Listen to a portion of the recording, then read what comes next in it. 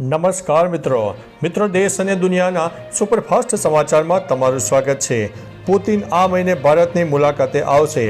America અને ભારત વચ્ચેના tariff વિવાદ વચ્ચે રશિયન રાષ્ટ્રપતિ પુતિન ભારતની મુલાકાત લઈ શકે છે। એવું કહેવામાં આવી રહ્યું છે કે પુતિન ઓગસ્ટ મહિનાના અંતમાં ભારતની મુલાકાત લઈ શકે છે। યુએસ રાષ્ટ્રપતિ ડોનાલ્ડ ટ્રમ્પે રશિયા પાસેથી તેલ ખરીદવા માટે ભારત ઉપર 50% ટેરિફ લાદ્યો છે।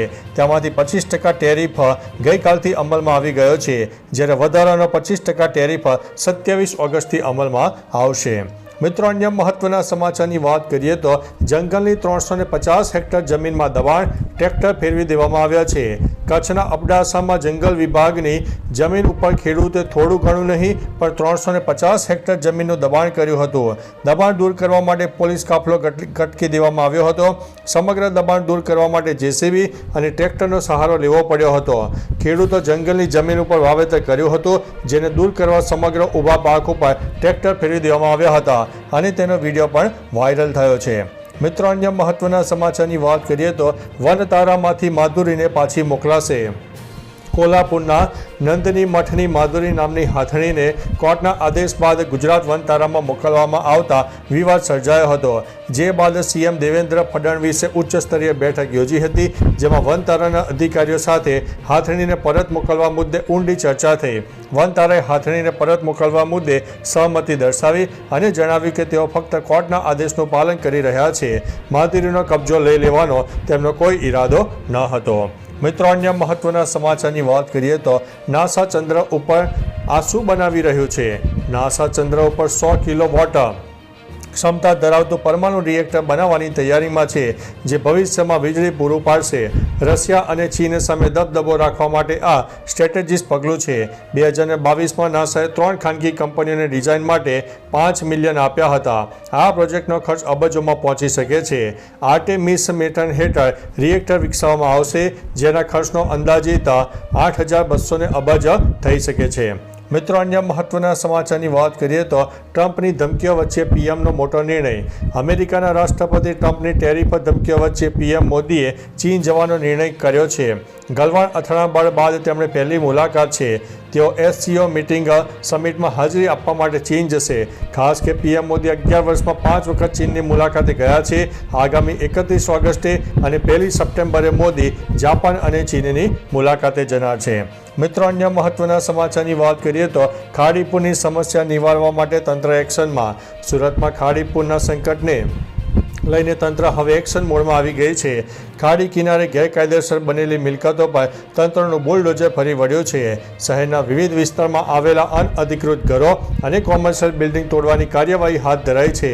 લોકોની સલામતી અને પર્યાવરણ સુરક્ષા માટે તંત્ર કડક પગલાં લઈ રહ્યું છે।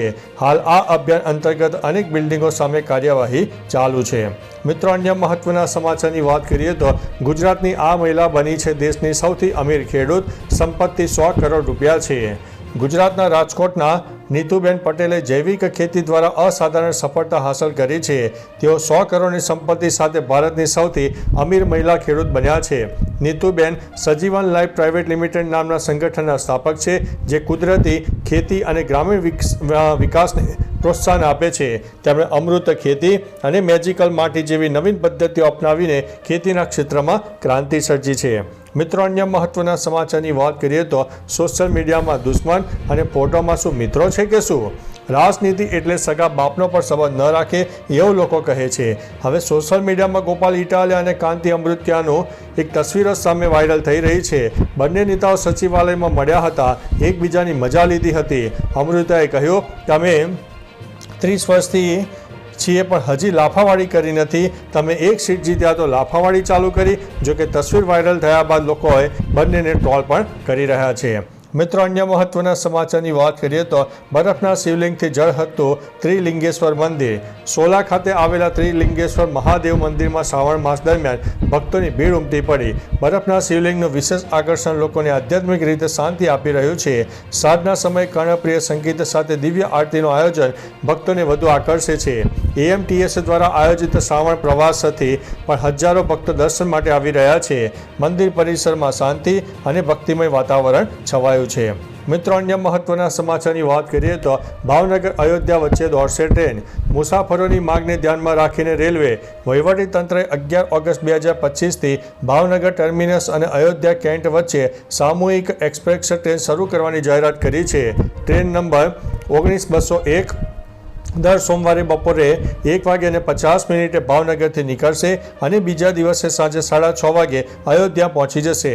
પરત ફરતી ટ્રેન નંબર 19202 દર મંગળવારે રાત્રે 10:30 વાગે અયોધ્યાથી નીકળશે અને ગુરુવારે સવારે 4:45 ભાવનગર પહોંચશે.